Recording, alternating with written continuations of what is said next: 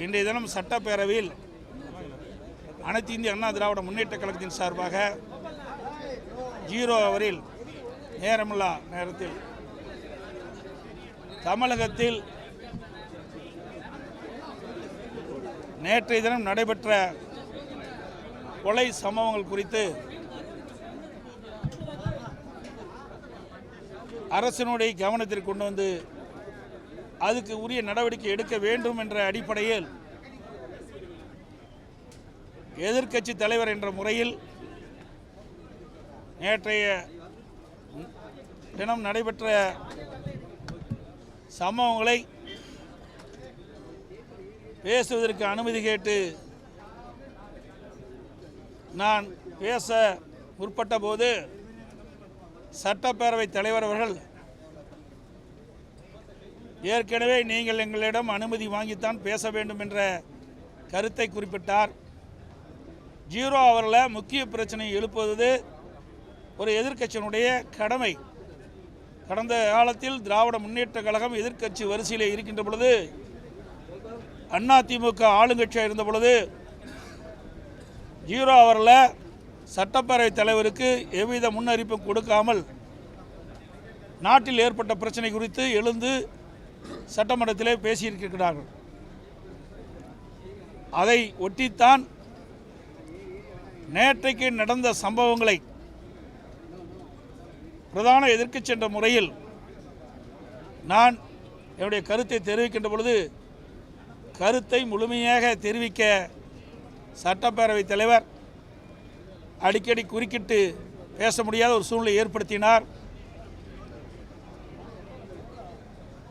அனைத்து இந்திய அண்ணா திராவிட முன்னேற்ற கழகத்தை பொறுத்த வரைக்கும் தமிழகத்தில் மக்களுடைய பிரச்சனையை தீர்க்க வேண்டும், அது அரசுடைய கவனத்திற்கு சரியான முறையில் கொண்டு சேர்க்க வேண்டும் என்ற அடிப்படையில் தான் நாங்கள் செயல்பட்டு கொண்டிருக்கின்றோம். ஆனால் திராவிட முன்னேற்ற கழக அரசு அமைந்த பிறகு 0 ஹவரில் எங்கள் முழுமையாக பேசுவதை வாய்ப்பு கொடுப்பதில்லை. அதை தொடர்ந்து அதை தடுத்து கொண்டிருக்கின்றார்கள். அதை கண்டித்தான் இன்றைக்கு வெளிநடப்பு செய்திருக்கின்றோம். அது மட்டுமல்ல, இன்றைக்கு அனைத்து இந்திய அண்ணா திராவிட முன்னேற்ற கழகம் தமிழகத்தில் சட்ட ஒழுங்கு அடியோடு சீர்கட்டுவிட்டது. அதற்கு நேற்றைய நடந்த சம்பவங்களை குறிப்பிட்டு அதை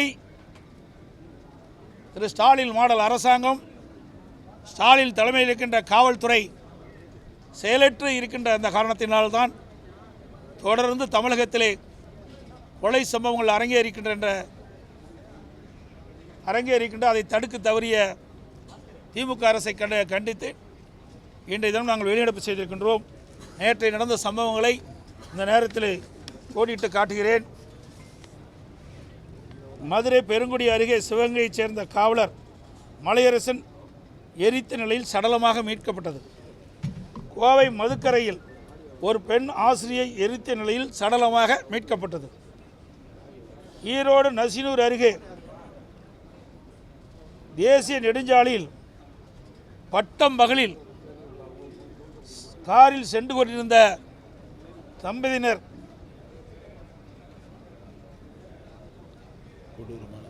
சில பேர் அந்த காரை வழிமறித்து கொடூரமான முறையில் வெட்டப்பட்டார்.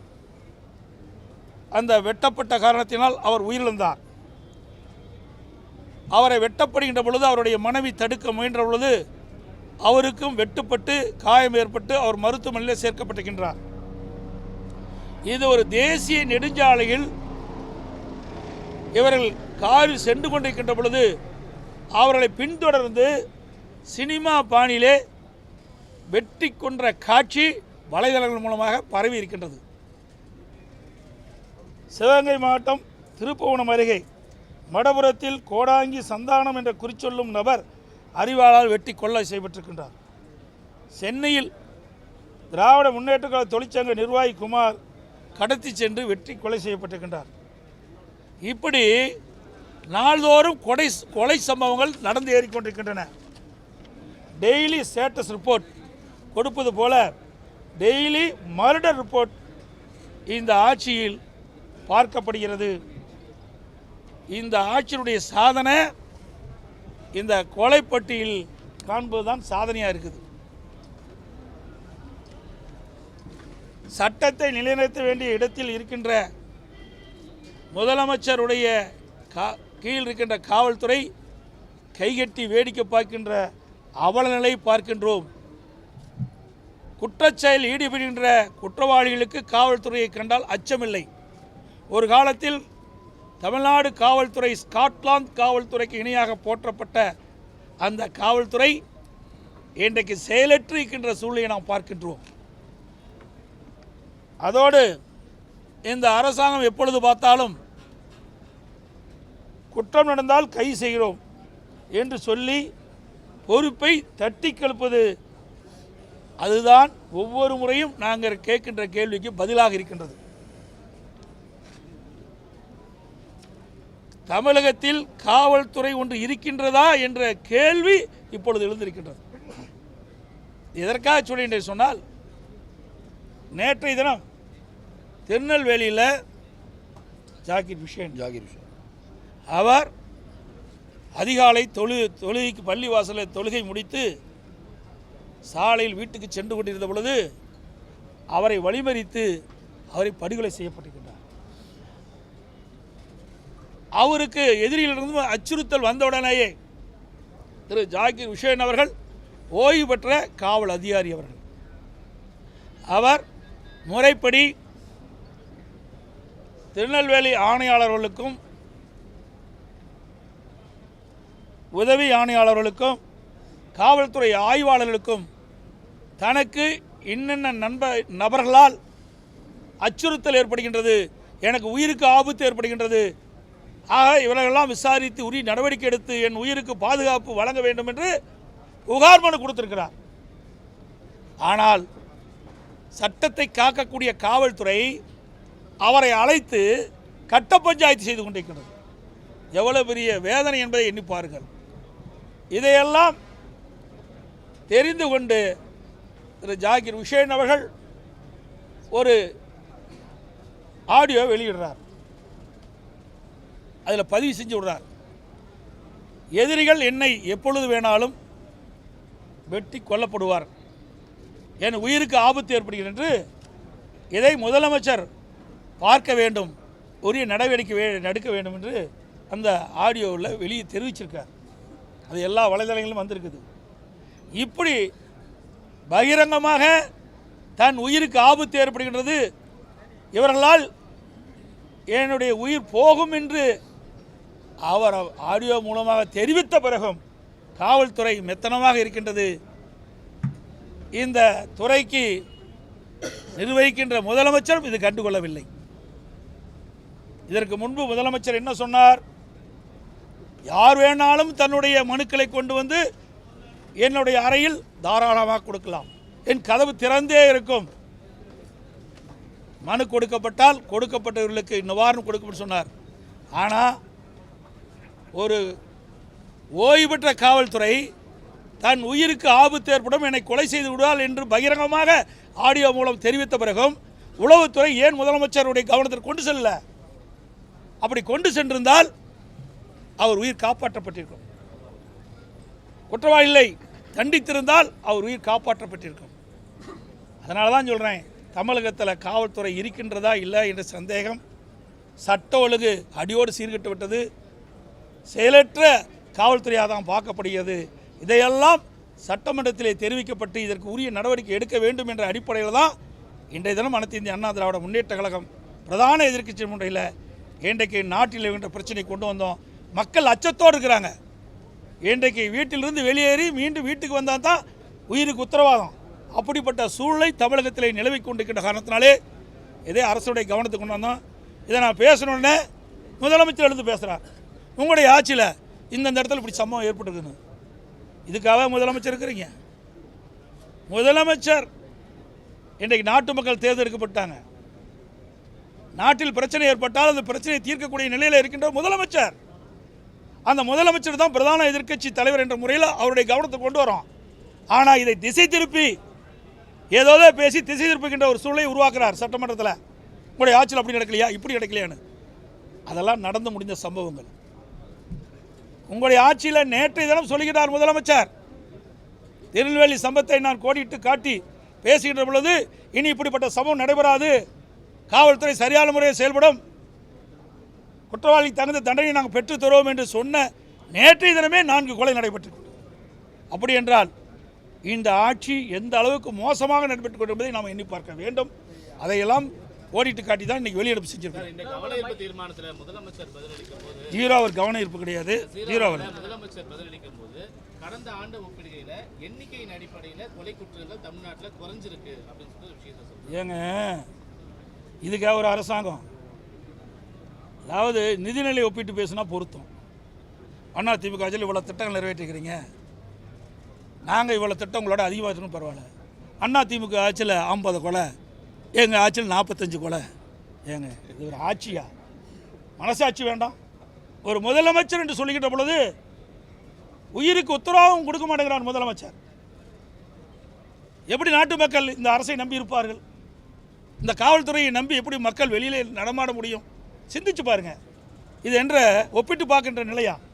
இல்லைங்க. மக்களுடைய உயிரோடு விளையாடக்கூடாது. எல்லா உயிர்களும் காக்கப்பட வேண்டிய உயிர்கள். அதுதான் ஒரு அரசாங்கம். அதுக்கு தான் முதலமைச்சர் இருக்கிறீங்க. அதை விட்டுட்டு ஒப்பிட்டு பேசுவது முறையல்ல. குற்றம் நிகழாமல் பார்த்து கொள்வதுதான் அரசுடைய கடமை. பிரதான எதிர்க்கட்சி என்ற முறையில் நடைபெற்றுக்கிட்ட குற்றங்களை நாங்கள் சுட்டிக்காட்டி தொடர்ந்து தமிழகத்தில் எப்படி தங்க நிலவரம், எப்படி வெள்ளி நிலவரம், அப்படி கொலை நிலவரம் எப்படி இருக்கின்றது தொலைக்காட்சி தெரிந்து அவலங்களை இனி இருக்கக்கூடாது என்பதுதான் எங்களுடைய நிலைப்பாடு. அதைத்தான் நான் சுட்டிக்காட்டினேன்.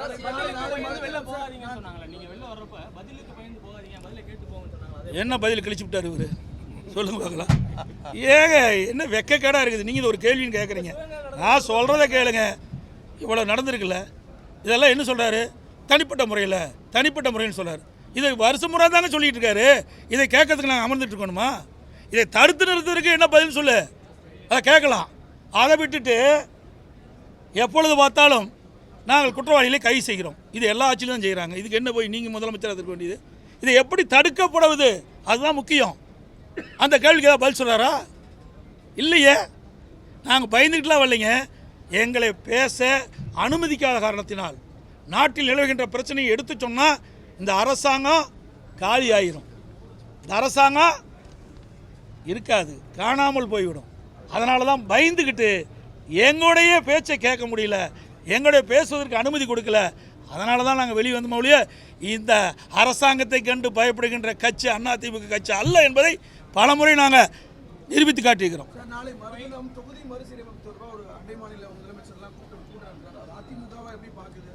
எங்கள் அதிமுக தாங்க நாங்கள் பேசிக்கிட்டோம். ஏற்கனவே இவர்கள் அனைத்து கட்சி கூட்டத்திலேயே நாங்கள் கருத்து சொல்லிட்டோம்ல. இங்கே கூட்டி பேசுகிறதோட நாடாளுமன்றத்தில் பேசு. அங்கே எங்கே நாடாளுமன்றத்தில் உங்களோட இருந்து இந்தியா கூட்டணியில் இருக்கீங்களா? எங்கே குரல் கொடுக்கலையே? குரல் கொடுத்தாங்களா? இல்லையா? இந்தியா கூட்டணின்னு ஒரு அமைப்பு ஏற்படுத்தினாங்களா? அந்த இந்தியா கூட்டணியில் பல்வேறு மாநிலத்தில் இருக்கின்ற பல்வேறு கட்சிகள் ஒன்றாக இணைந்து தான் இந்தியா கூட்டணியோட அமைப்பு ஏற்படுத்தினாங்க. அந்த இந்தியா கூட்டணியில் கூட்டணியில் உள்ளடங்கி இருக்கின்ற கட்சிகள் நாடாளுமன்றத்தில் இவர்களுக்காக குரல் கொடுத்தாங்களா? இங்கே பேசி என்னக்கு பிரயோஜனம்? பேச வேண்டிய இடம் நாடாளுமன்றம். இங்கே வந்து கலந்து கொண்டிருக்கிற பிரதிநிதிகள்லாம் நாடாளுமன்றத்தில் கருத்துக்களை சொல்ல வேண்டும், நாடாளுமன்றத்தில் அழுத்தத்தை கொடுக்க வேணும். இங்கே வெறும் ஷோ காட்டி பிரயோஜனம் கிடையாதுங்க.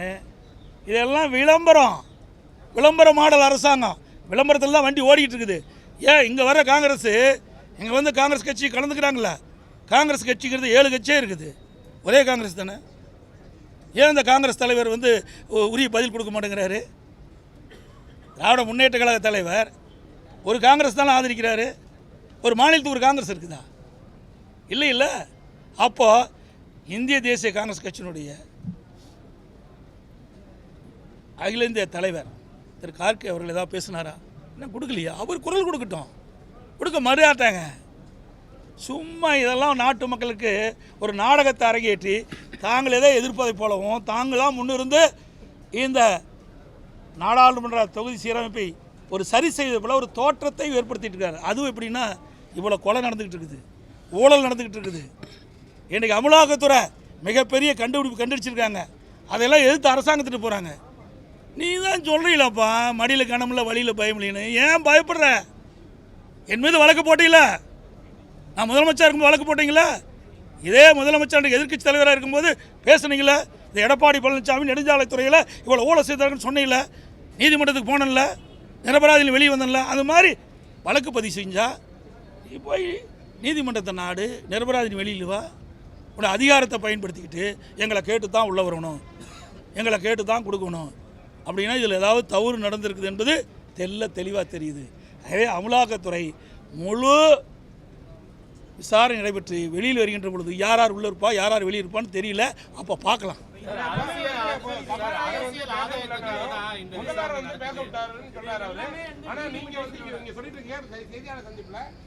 நீங்க வந்து பல்வேறு குற்றச்சாட்டுக்கு இதுவே அவங்களுக்கு பதில் சொல்லும்போது நீங்க இது சொன்னதை அங்கேயே நேரடியாக சொல்லலாமே. இந்த நீங்கள் ஏங்க ஒரே நிமிஷம், நீங்கள் சொன்ன இந்த கருத்தை தான் நாங்கள் பதிவு வைக்கிறதுக்கு முயற்சி பண்ணோம். பதிவு வைக்க விட மாட்டேங்கிறாங்களே. நடைபெற்ற சம்பவங்களே பதிவு வைக்க விட மாட்டேங்கிறாங்க. இன்றைக்கி எதை முந்தைய சம்பவத்தை எங்கே கொண்டாட முடியும்? ஆக இந்த ஆட்சி பொறுப்பேற்றிலிருந்து நீ சொன்னீங்களா ஆம்ஸ்டாங் ஒரு கட்சியினுடைய தலைவர், அவரே படுகொலை செய்யப்படுறாங்க. காங்கிரஸ் தலைவர், அதுபோல் காங்கிரஸ் மாவட்ட தலைவர் திருநெல்வேலியில் கண்டுபிடிக்க முடியல. இப்படி இந்த ஆட்சி பொறுப்பேற்ற பிறகு பார்த்தீங்கன்னா கொலைப்பட்டியல் நீண்டு கொண்டே இருக்குது. இன்றைக்கு அரசியல் கட்சி தலைவருக்கும் பாதுகாப்பு இல்லை. இன்றைக்கு சிறுமி முதல் மூதாட்டி வரைக்கும் பாதிப்பு இல்லை, இப்போ பாதுகாப்பு இல்லை. ஒட்டுமொத்தமாக தமிழ்நாட்டு மக்களுக்கு பாதுகாப்பு.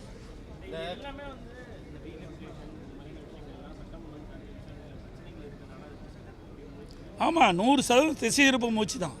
இன்றைக்கி நாளைக்கு நடைபெறுகின்ற கூட்டம் என்ன? இந்த கூட்டத்தை இங்கே கூட்ட வேண்டாம். அந்த கட்சியுடைய தலைவர்களை அழைத்து டெல்லியில் பேசி நீங்கள் நாடாளுமன்றத்தில் இந்த இந்தியா கூட்டத்தில் இருக்கின்ற கட்சி தலைவர்கள்லாம் அங்கே இருக்கின்ற நாடாளுமன்ற அங்கே ஒரு அழுத்தம் கொடுத்தா அதுக்கு தீர்வு காண முடியும். அங்கே ஒற்றுமை கிடையாதுங்க. இந்தியா கூட்டணி இவர் தான் சொல்லிகிட்டு இருக்காரு. யார்? தமிழ்நாடு முதலமைச்சர் ஸ்டாலின் தான் இந்தியா கூட்டணின்னு சொல்லிட்டு இருக்காரு. அந்த இந்தியா கூட்டணியில் அங்கம் வைத்தவர்கள்லாம் அப்படியே ஒவ்வொருத்தராக வெளியே போயிட்டாங்க. இந்த டாஸ்மாக் முறைகேடு விவகாரத்தில் அரசியல் ஆதாயத்திற்காக தான் மத்திய அரசு அமலாக்கத்துறை மூலமாக இது போன்ற நடவடிக்கை எடுத்திருக்குன்னு சட்டப்பேரவையிலே அமைச்சர் எப்படிங்க? ஏங்க ஏன் இவ்வளோ பதட்டப்படுற? அதாவது நான் ஏற்கனவே உங்கள்கிட்ட சொன்னேன், மாநில அரசாங்கம் இன்றைக்கு நெடுஞ்சாலைத்துறைன்னு ஒரு உதாரணத்துக்கு எடுத்துக்கணும். நெடுஞ்சாலைத்துறையில் ஒப்பந்தம் விடுவது அதிகாரி தான், அமைச்சருக்கு சம்மந்தமே இல்லை. அப்படி இருக்கும்போது எங்கள் மீது வழக்கு பதிவு பண்ணி நீங்கள் நீதிமன்றம் வரைக்கும் நாங்கள் போனோமோ இல்லையா, உங்கள் மீது சந்தேகப்பட்டு அந்த அமலாக்கத்துறை ஏற்கனவே வழக்கு பதிவு செய்யப்பட்டிருக்குது, எஃப்ஐஆர்லாம் போடப்பட்டிருக்குதா, எல்லாம் வந்த பத்திரிகை செய்தி தான். அந்த செய்தியின் அடிப்படையில் அமலாக்கத்துறை இன்றைக்கு டாஸ்மாகை பல்வேறு அலுவலகத்தில், தலைமை அலுவலகம் முதல் பல்வேறு அலுவலகத்தில் சோதனை மேற்கொண்டாங்க. அதன் அடிப்படையில் பல மதுபான ஆலைகளில் போய் சோதனை நடத்துகிறாங்க. அங்கேயெல்லாம் நிறைய ஆதாரங்கள் கிடைத்துள்ளதாக பத்திரிகையில் செய்தி வந்திருக்குது. அதுக்கு ஏன் நீங்கள் அவ்வளோ பதட்டப்படுறீங்க? நீங்கள் தான் தப்பே செய்யலையே. தப்பு செய்யாதவங்க ஏன் இவ்வளோ பதட்டப்படுறீங்க? இவ்வளோ ஏன் பேட்டி கீட்டிங் கொடுத்துக்கிட்டு இன்றைக்கு குயமையான்னு கத்துறீங்க? வழக்கு பதிவு செய்யணும். அப்படியே வழக்கு பதிவு செஞ்சால் தப்பு இருந்தால் தானே பதிவு செய்ய முடியும். தப்பு இல்லைன்னா எப்படி பதிவு செய்ய முடியும்? அப்படி பதிவு செஞ்சால் நீதிமன்றத்துக்கு போங்க, நிரபராதினி வெளியில் வாங்க. எங்களுக்கு ஒரு நியாயம், உங்களுக்கு ஒரு நியாயமா? உங்களுடைய எவ்வளோ பேர் எங்களுடைய முன்னாள் அமைச்சர் மீது எவ்வளோ வழக்கு தொடர்ந்துருக்கிறீங்க? இதில் எந்த அடிப்படையில் தொடர்ந்தீங்க? வேண்டுமென்றே திட்டமிட்டு அனைத்து இந்திய அண்ணா திராவிட முன்னேற்ற கழகத்தை சிறுமைப்படுத்துவதற்காக ஒரு பொய்யான வழக்கை பதிவு செஞ்சுருக்கிறீங்க. ஆனால் இன்றைக்கு அப்படிப்பட்ட நிலைமை இல்லை. ஒரு மத்திய ஒரு நிறுவனம் அமலாக்கத்துறை ஆதாரம் இல்லாமல் பதிவு செய்ய மாட்டாங்க. ஏன்னா அப்படி ஆதாரம் இல்லாமல் பதிவு செஞ்சால் அவருக்கு பிரச்சனை வந்துடும். ஆகவே அந்த முழு விசாரணைகள் வெளியில் வந்த பிறகு தான் இவருடைய நிலை என்னன்னு தெரியும். ஏன்னா பல மாநிலத்தில் நடந்துக்கிட்டு இருக்குல்ல, பல மாநிலத்தில் இருக்கிறவங்களாம் எங்கே இருக்கான்னு உங்களுக்கு தெரியும். அப்படி தமிழகத்திலும் விரைவாக வருவதற்கு வாய்ப்பு இருக்கின்றது தான் நான் சொல்லுவேன். ஏன்னா முழு விவரம் தெரியல, அதனால் வாய்ப்பு இருக்கின்ற காரணத்தினால பதறிக்கிட்டு இருக்கிறாங்க. கொஞ்சம் லட்சம் பதறம் இல்லை. ஏங்க உங்கள் தொலைக்காட்சியிலே நிறைய காட்டினீங்க. உங்கள் தொலைக்காட்சியிலே வந்தது. பார் எடுத்துருக்குறாங்க, பார் க்ளோஸ் பண்ணிட்டாங்க, இல்லீகலாக விற்குதுன்னு நீங்களே காட்டுறீங்க. இதை வச்சு தாங்க அவெல்லாம் வராங்க. இதை வச்சு தானே அமலாக்கத்துறை போய் உள்ள அந்த ஆதாரத்தெல்லாம் திரட்ட ஆரம்பிக்கிறாங்க. அப்படியே உங்களுடைய தொலைக்காட்சியில் வந்த அந்த செய்தி, பத்திரிக்கை வந்த செய்திலாம் பொய்யா? அமைச்சர் சொல்கிறது மட்டும் நெசமா? இது நாட்டு மக்களுக்கே தெரியுங்க. 10 ரூபா நபர்னா யாருன்னு தெரியும். ஒரு பாருங்க, நேற்றைய தினம் முந்தைய தினம் இந்த வலைதளத்தில் வருது. ஒருத்தர் போய் கடையில் பாட்டில் கேட்குறாரு. 10 ரூபா கொடுத்துட்டு போய்யா, ஏன் அரசாங்கமே கொடுக்க வேண்டாம்? எங்கே அரசாங்கம் கொடுக்க வேண்டாம்? அவர் பேரை சொல்லி, சில அதிகாரி பேரை சொல்லி, அவங்க சொல்லித்தான் நான் கேட்குறேன், எங்கே வேணால் போய் சொல்லுங்கிறார். வந்தது இல்லையா வலைதளத்தில்?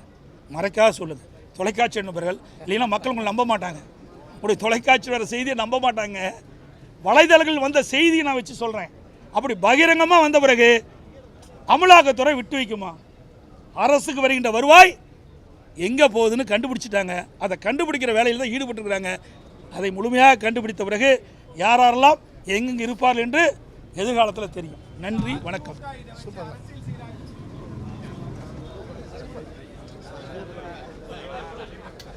அரசியல் தான் செய்யறோம்.